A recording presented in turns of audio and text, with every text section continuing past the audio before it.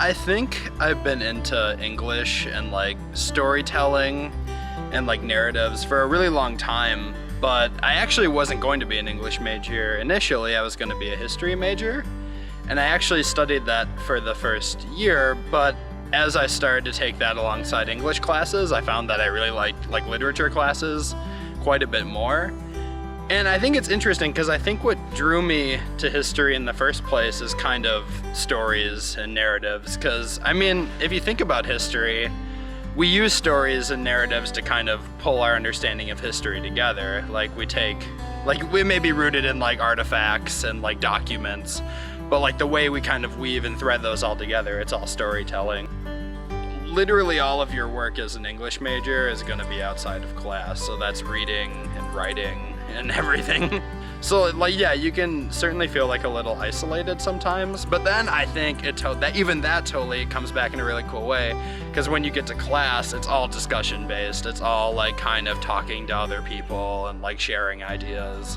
I feel like our entire like free time is usually devoted to this in like maybe a more abstract way. Like when I'm not like reading or like doing anything for class, like I'm watching movies or I'm playing video games or I'm listening to music, these are all storytelling like mediums, they're all narratives. So I mean, I think English is really cool because things that I enjoy in everyday life kind of build on my like studies or on my abilities to understand certain things. I think my favorite part, so there's like a kind of like a utility aspect of it, which I really like, which is that narratives and like language like kind of allow us to conceive of ourselves and the world around us. So I think it's really interesting and important to learn about, both in terms about learning like from other people or about other people, but also learning about yourself.